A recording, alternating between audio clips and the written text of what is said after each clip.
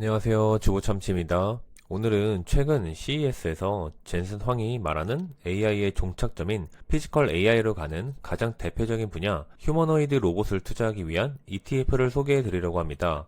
과거 의료용 로봇에서 로봇에 대한 관심이 폭발하던 시기가 있었는데 어느덧 사라졌다가 최근에 테슬라의 휴머노이드 로봇인 옵티머스가 공개되면서 다시 격광을 받기 시작했습니다. 휴머노이드라는 건 사람의 외형과 움직임, 행동, 이런 방식을 담도록 설계된 로봇을 뜻하는데요. 미래의 핵심이고 AI의 종착점이라는 휴머노이드 로봇 ETF인 코덱스 미국 휴머노이드 로봇 ETF에 투자해도 될까요? 한번 같이 확인해 보겠습니다. 오늘도 끝까지 꼭 시청 부탁드리겠습니다. 젠슨 황이 불을 지피고 갔죠. 경주에 있던 에이펙 회의에서 피지컬 AI가 미래의 핵심 산업이라고 이야기하면서 한국이 그 무대의 중심이 될 것이라고 이야기를 했습니다. 로봇 산업에 있어서 우리나라가 중심일까요? 젠슨 황이 말하는 강력한 제조 기반 역량 때문인데요. 이건 뭐 인정하는 부분입니다. 소프트웨어보단 제조에 아직 더 강한 국가죠. 자동차 제조도 있고 반도체를 중심으로 전자, 로봇 등 실제 피지컬 AI를 구현할 제조 기반 기술들이 받쳐주고 있습니다. 엔비디아 입장에서 자신들의 두뇌를 몸으로 실현시켜줄 최고의 장소인 것이죠, 한국이. 게다가 실험도 할 수 있는 공간도 많고요. 제조가 많으니까 로봇을 투입해서 물류와 제조 효율을 동시에 노릴 수도 있습니다. 다만 워낙 젠슨왕이 립서비스를 잘하다 보니까 글쎄 라는 생각이 조금 들긴 합니다. AI의 종착점이 피지컬 AI라고 하는 이유는 결국 지금까지는 두뇌 발전에 노력했다면 이제 인간과 같아지는 대화 능력과 두뇌를 가지고 그걸 실현할 수 있는 단계까지 갈 수 있다면 그 효율성의 가치는 천문학적이기 때문입니다. 우리가 영화에서나 봤던 로봇이 공장에서 자체 생산하고 가사일을 도와주는 것이 현실로서 다가오는 순간이죠. 결국 두뇌가 있는데 몸이 없었으니까 이제 몸까지 만들어주자 이거죠. 그럼 정말 AI 생태계가 완성이 되는 것인데요. 그리고 그 중심에 테슬라의 옵티머스가 있는 것이고요. 확실히 로봇 테마는 새로운 테마주로서 유지될 것 같습니다. JP모건에서 뽑은 25개의 로봇 관련주인데요.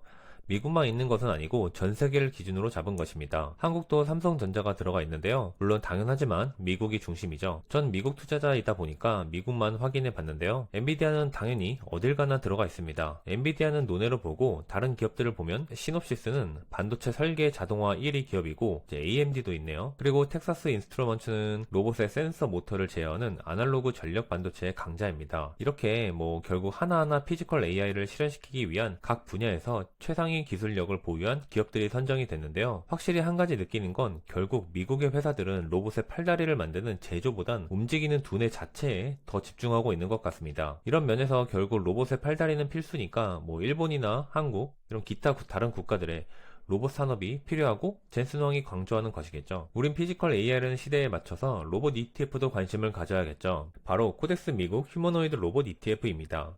피지컬 AI가 만드는 끝판왕이라고 소개했죠. 사실 정말 그렇습니다. 결국 이 AI의 시장의 끝은 로봇이라고 볼 수 있습니다. 물론 단순히 로봇을 만드는 게 아니라 로봇을 활용한 무궁무진한 산업의 효율성 증가겠죠. 그리고 그 로봇에 가장 가까이 있는 것이 테슬라의 옵티머스입니다.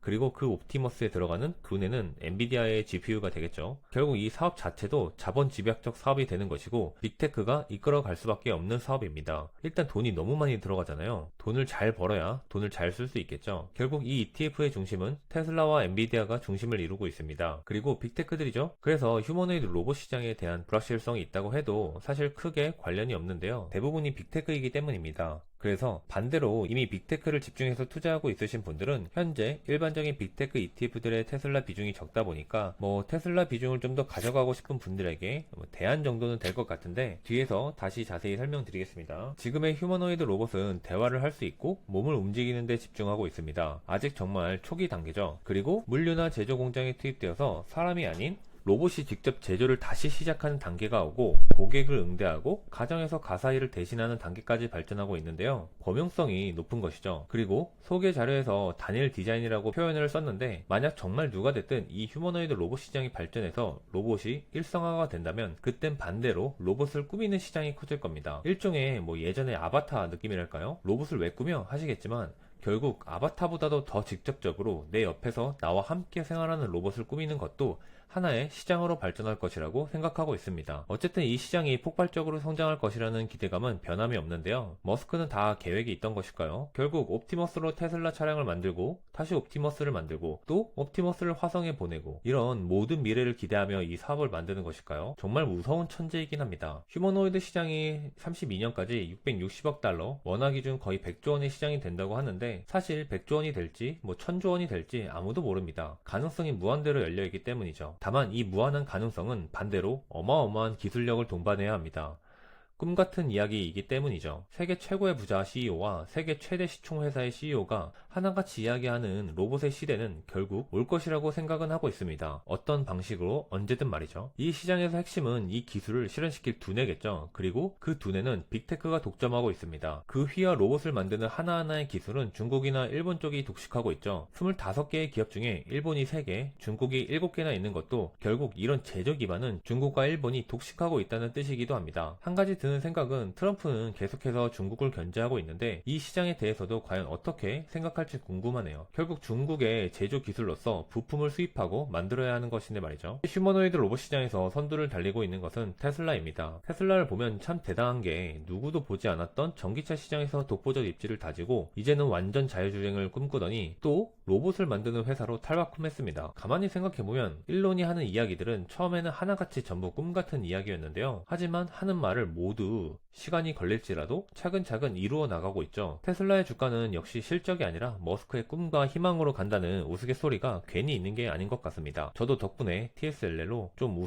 열심히 웃고 있습니다. 사실 전 이 로봇 시장이 활성화되고 어느 정도 정착을 하기 시작한다면 가장 크게 수혜를 보는 것은 아마존이 아닐까 생각이 들었는데요. 150만 명이 넘는 직원을 보유한 아마존인데 지금도 물류체인에 대해서 자동화에 진심인 아마존이 정말 자체 로봇을 만들든 옵티머스를 쓰든 로봇으로 물류 완전 자동화에 성공한다면 정말 엄청난 영업이익을 이루겠죠. 아마존의 분기 매출은 250조 원 정도입니다. 대략 1년에 매출은 800조 원이 넘죠. 그런 와중에 영업이익이 10% 수준입니다. 매출 이익률은 50%죠. 여기서 투자 비용을 많이 쓰고 있지만 일반 판매 관리비로 대략 10% 정도 쓰고 있는데 여기서 만약 이 인건비로 5%만 개선돼도 엄청난 금액이겠죠. 매출 연간 1천조 원을 돌파하는 시기가 곧 도래할 텐데 그럼 여기서 5%만 잡아도 50조 원이 됩니다. 1년간 삼성전자 총 영업이익이 30조 원 정도고 반도체 초호황기로 전성기를 가로지르던 시절이 50조 원입니다. 이런 엄청난 금액을 줄여볼 수 있겠죠. 그러면 반대로 이런 기술력에 지능을 입력한 로봇이 발전하면 미국 내에서의 제조업 부흥도 다시 이끌 수 있지 않을까요? 결국 미국이 다 해먹을 것 같습니다. 이러니까 우린 결국 미국 주식 투자가 이제 필수가 되는 것이겠죠. 현재 한국에 상장된 주요 로봇 ETF들의 차트 현황입니다. 코덱스 로봇 액티브가 최근 1년 수익률은 최고네요. 다만 이건 이제 국내 로봇주들인데요. 제가 국내 주식,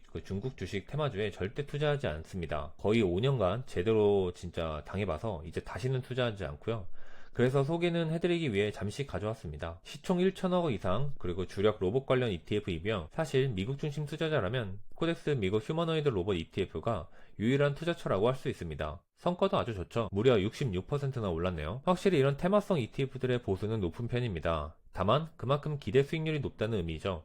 시총은 한국, 중국, 미국 이렇게 3개의 기본 ETF들이 시총 3천억에서 4천억 사이를 왔다 갔다 하고 있네요. 결코 적은 수준은 아니겠죠. 생각보다 높은 시총을 보유하고 있어서 조금 놀랐습니다. 주요 종목 현황인데요. 엔비디아와 테슬라가 각각 15%씩 총 30%를 보유하고 있습니다. 팔란티어도 10%나 있네요. 결국 종목을 보시면 아시겠지만 미국의 빅테크 중심입니다. 이 종목 현황을 보면서 느끼는 건 에이스 미국 빅테크 탑7 플러스와 조합해보는 건 어떨지라는 생각이 들었는데요. 이 에이스 빅테크 7이 7개의 종목에 집중하기 때문에 테슬라와 팔란티어 비중이 사실상 거의 없는 거나 다름이 없는데요. 그럼 이 종목을 같이 섞음으로써 엔비디아 비중을 더 강하게 가져가면서도 테슬라와 팔란티어 비중을 의미있게 가져갈 수 있다는 것이겠죠. 단순히 로봇 테마로만 보지 말고 빅테크 투자라고 생각하시면 좀 더 편안하게 투자할 수 있을 것 같습니다. 다만 서두에 말씀드렸듯이 이미 빅테크 집중 투자 중이시라면 중복 투자가 될 수 있기 때문에 비중 조절을 잘 염두해서 투자해야 되겠죠. 결국 이 로봇 시장도 빅테크가 주도하고 있습니다. 로봇이 미래에 확실한 수익이 될 수 있고 테슬라를 믿는 투자자들이라면